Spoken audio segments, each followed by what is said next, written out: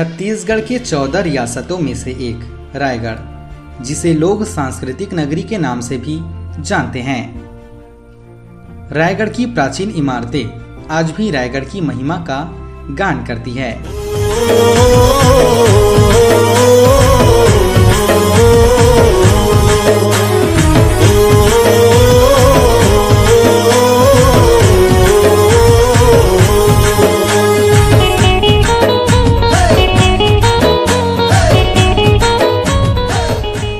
महाराज मदन सिंह जी को रायगढ़ राज्य का संस्थापक माना जाता है।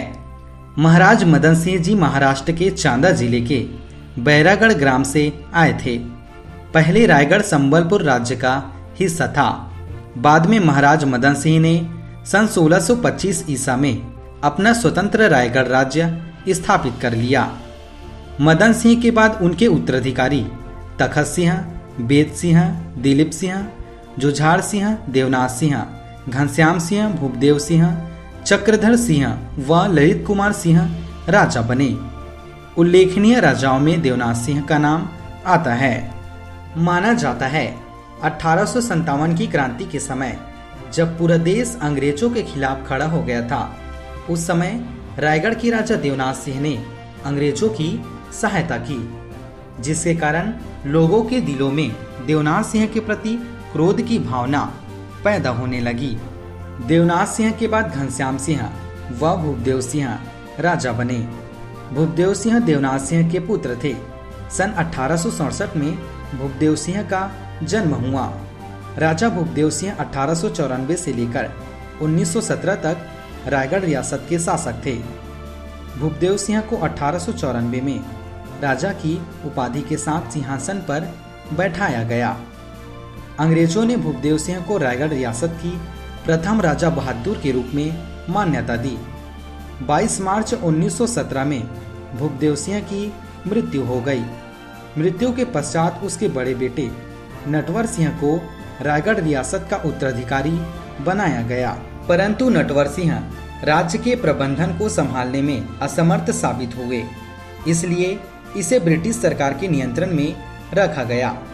सन 1924 में नटवर सिंह की मृत्यु हो गई। आज भी रायगढ़ में नटवर सिंह के नाम से नटवर हाई स्कूल मौजूद है।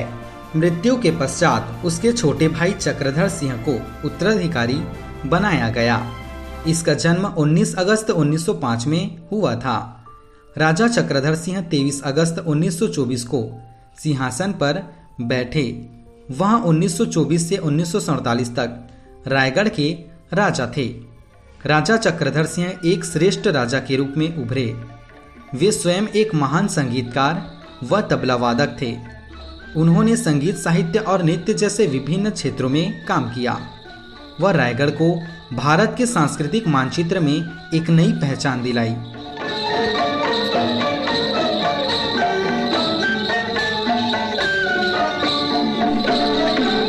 राजा चक्रधर सिंह ने ललित कला पर कई पुस्तकें लिखी, जिनमें नर्तक सर्वस्वम शामिल है, जिसे नृत्य का बाइबिल माना जाता है। इसके अलावा संगीत, नृत्य और तबला से संबंधित अनेकों ग्रंथ की रचना राजा चक्रधर सिंह ने किया। इस समय रायगढ़ रियासत पूरी दुनिया में नृत्य और संगीत के लिए प्रसिद्ध हो गया था। सन 1939 में लॉर्ड लिनलियगो ने राजा चक्रधर सिंह को संगीत सम्राट की उपाधि दी। भारत की स्वतंत्रता के ठीक बाद 7 अक्टूबर 1947 को उसका निधन हो गया। राजा चक्रधर सिंह की संगीत के क्षेत्र में जो योगदान है, उसे कोई नहीं भुला सकता। राजा चक्रधर सिंह की याद में आज भी प्रतिवर्ष गणेश चतुर्थी में चक्रधर समारोह आयोजित किया जाता है।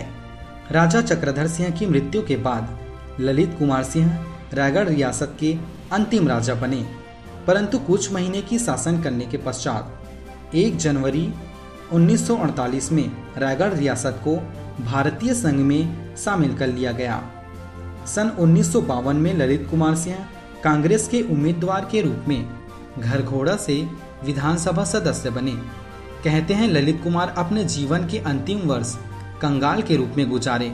उधार के पैसे से शहर के बाहर झोपड़ी में रह रहे थे। सन 2000 में ललित कुमार की मृत्यु हो गई। आज भी यहाँ के किले अपनी महिमा का गान करती है। इस तरह की और वीडियोस देखने के लिए सब्सक्राइब जरूर करें यूनिक क्विस्ट।